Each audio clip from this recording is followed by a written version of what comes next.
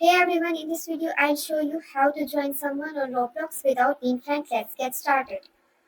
Go to the profile of the person you want to join, search their username in the top search bar.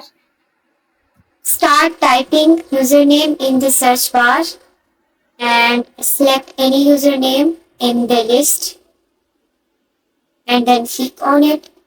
It will take some time to load. Here is the list of all users. Click on any profile. Click the three dots on the top right, tap follow. If their privacy settings allow followers to join, they are in a public game. You will see a join game button on their profiles. If they share game link through Discord or any social media, you can join instantly. Just click to their game, no friend request needed.